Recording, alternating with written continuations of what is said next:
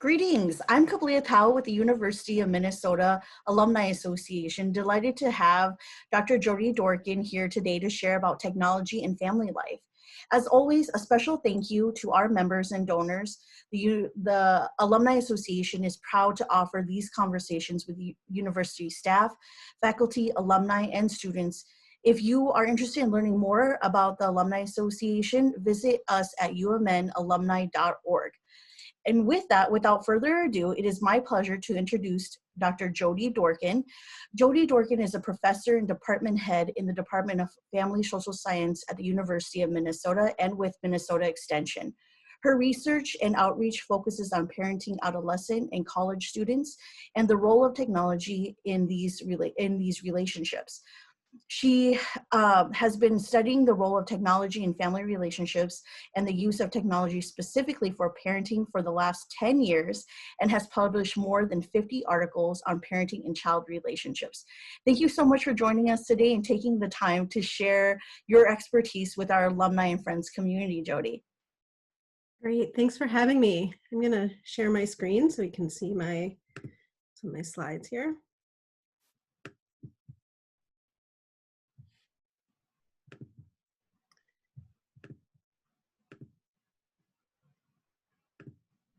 And hopefully you can see that okay? Yes. Great.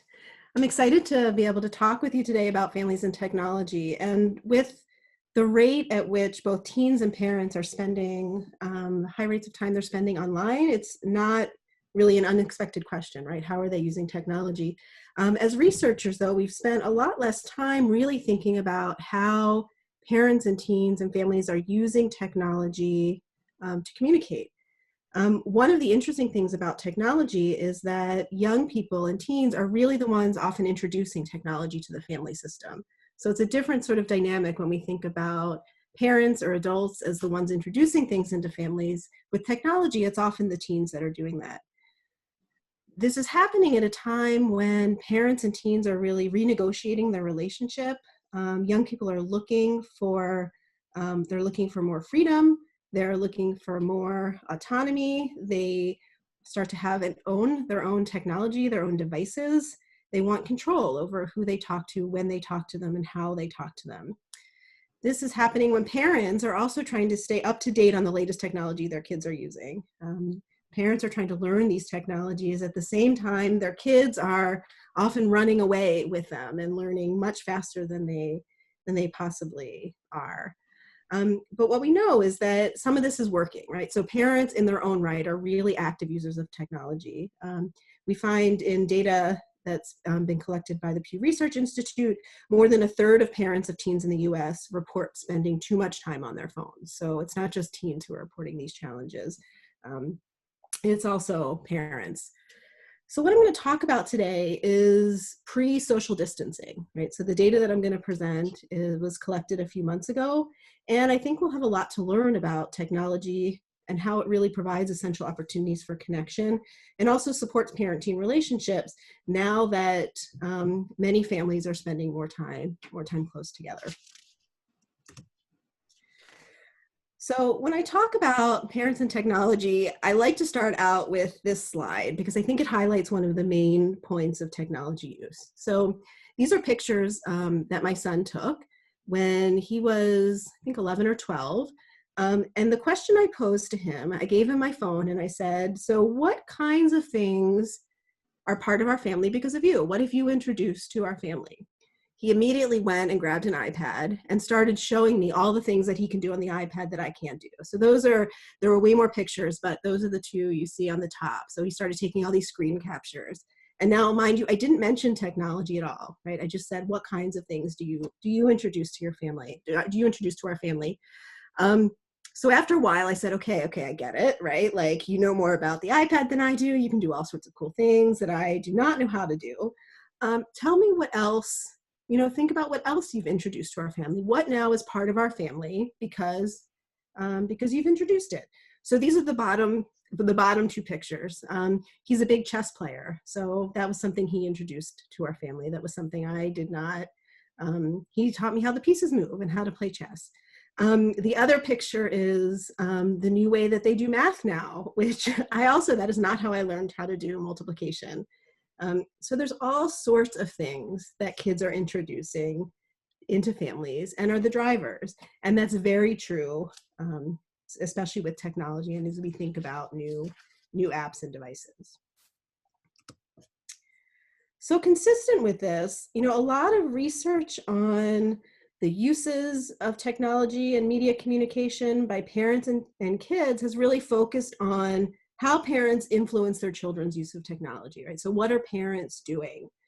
But when you think about young people as really active in the family, they're socializing, they're impacting the family system, it's more of a reciprocal process. So children are learning things from their parents, but they're also socializing their parents. They're also influencing what their parents buy, whether it's, the cereal that's at eye level now, or whether it's a new device they think they need. Whether it's getting a new app or a new tool, maybe the child is using Instagram, for example. And so parents now join Instagram. Kids may be texting more, so parents may start texting. And this idea, this sort of back and forth that happens in families is quite normal, is part of what happens in a lot of things. You see some of the pictures I have here around not just technology, but also music and clothes and fashion. Lots of things that kids are introducing to the family system. And I'm sure in your own families, you can think of examples as well. Excuse me.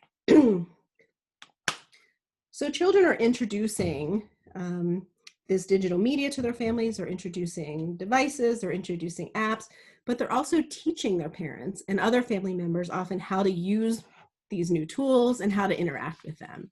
So how do you set up different things? How do you post? Where do you find, if you're in Instagram, where do you find what you need to find in order to communicate with people? Now, we don't know a whole lot about this sort of child effects or the idea, again, this idea that kids are introducing things into the family system.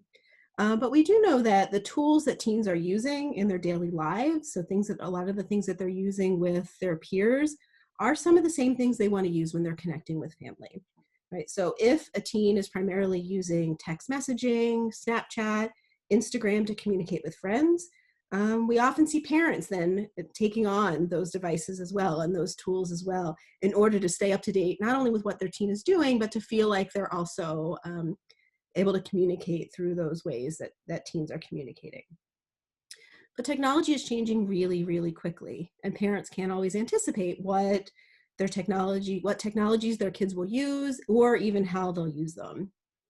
This is complicated by the fact when you think of current parents of teenagers, most of them didn't grow up with these technologies, right? This is a whole new ballgame. So not only do they not know the technologies, they were never parented around those technologies, right? So many of us had experience around being parented around curfew or getting homework done, right? Those are things that we then might do with our own children. But when you think about devices, right? I was never asking my mom for a cell phone. That just wasn't those weren't around. That wasn't part of what we were doing.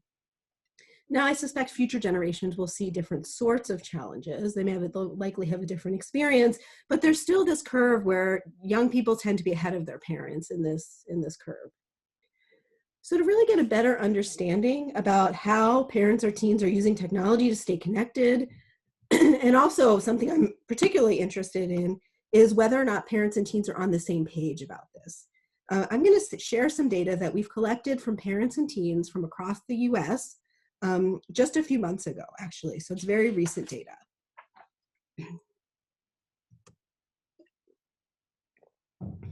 So one of the things we're really interested in is how do parents and teens connect with each other? And you see here I have data from both parents and teens. And not surprising to me, maybe hopefully surprising to some of you maybe, is that in-person communication is still the most frequent form of communication. Excuse me.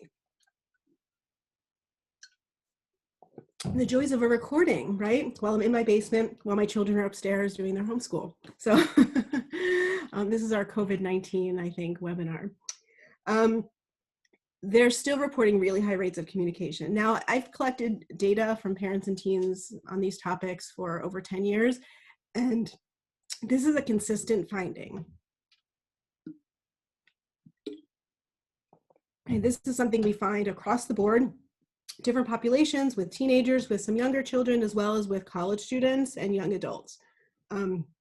In-person communication is still most frequent. So the popular press media, the anecdotal evidence that kids don't want to talk to their parents anymore, doesn't seem to play out very well in a lot of this data. And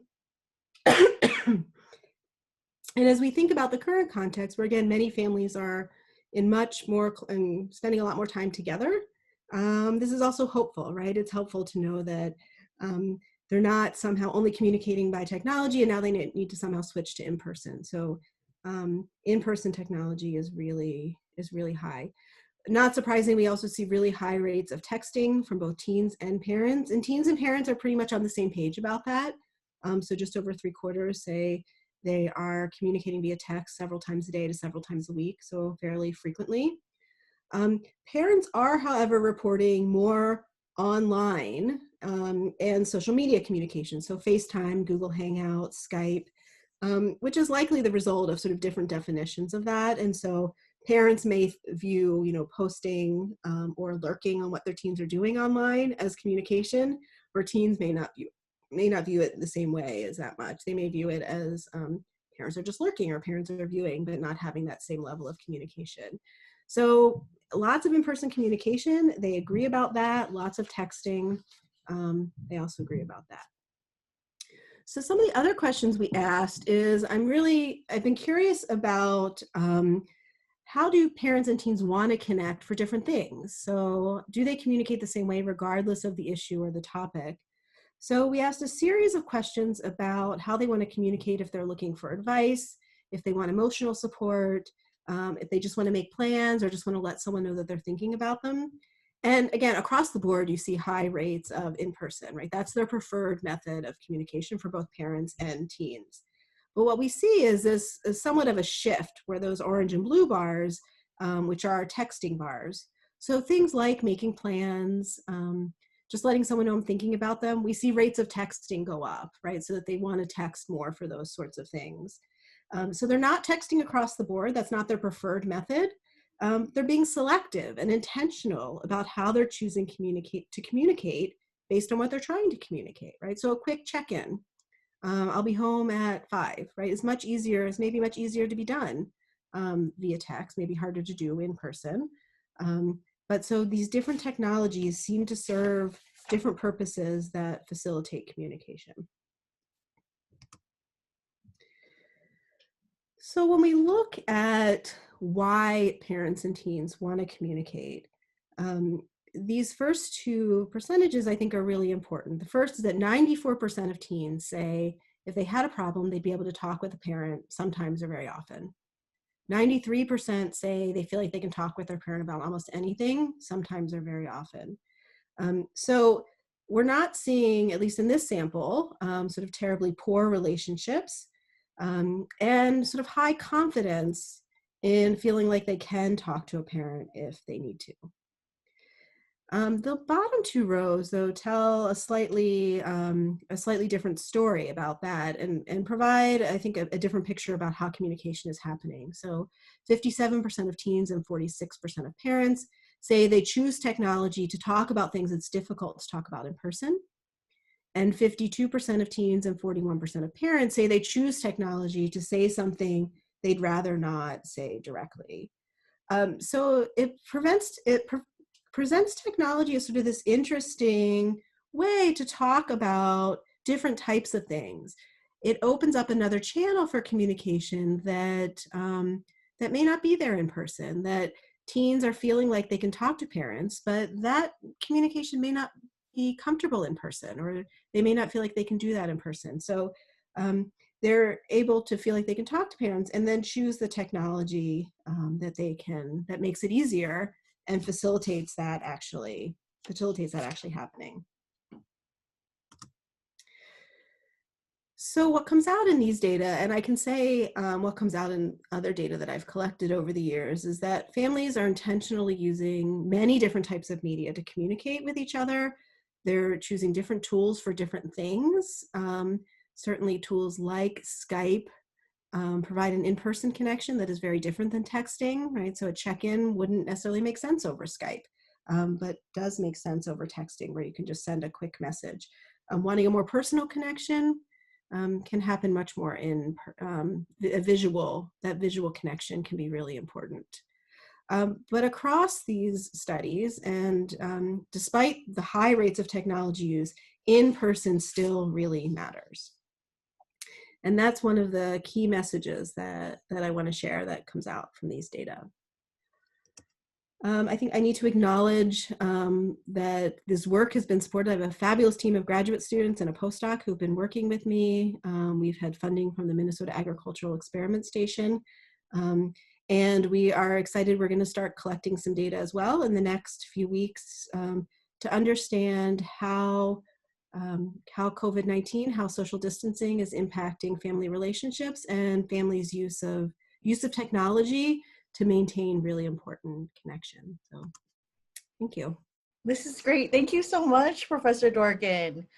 We look forward to having you back on and sharing even more once your research about during COVID-19 happens. So thank you. Great. Thank you.